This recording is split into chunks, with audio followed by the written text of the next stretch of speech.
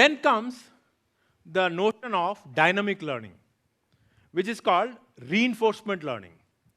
Reinforcement learning is specifically not about having historical data. You don't necessarily need to have historical data. You need to have, of course, a way by which you can treat the task as a collection of states. You have a start point, you have an end point. Let's take example of you're playing a game, right?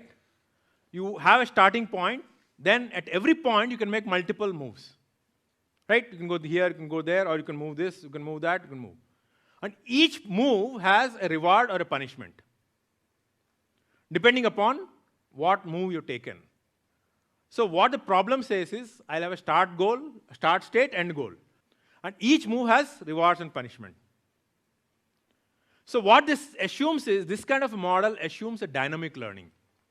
Means you don't need background historical data, but as you look at the ways of carrying out moves at each step, you actually change your rewards and punishments. Enrich your knowledge so that you can do the task of going to your target faster compared to what you did earlier. So all of you, please pay attention to this video which I'm playing. Pay serious attention, because that's going to help you understand what I'm explaining by means of reinforcement learning. There are three things here. One, there is no historical data. It's all about learning by experience. Second, there is a notion of states. Third, there is a notion of moves at each stage. And each stage, the move can have corresponding rewards and punishments, which updates itself.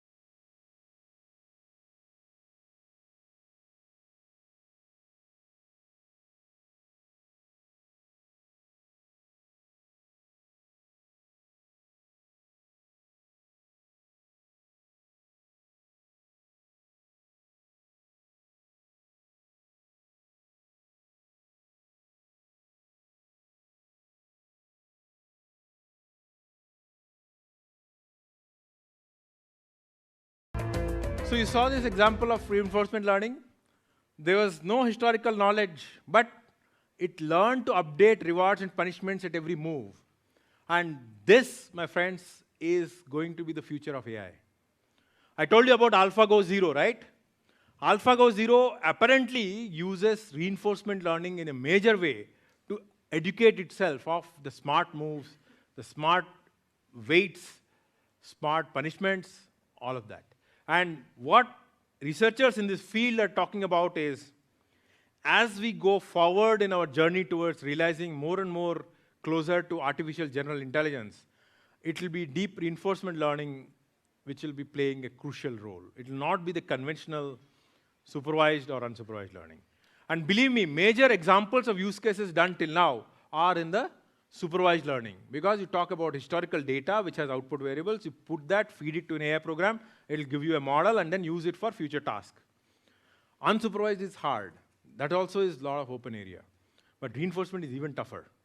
So to look at the different application areas, you have to first understand what is the target. Is it supervised, unsupervised, or is it reinforcement?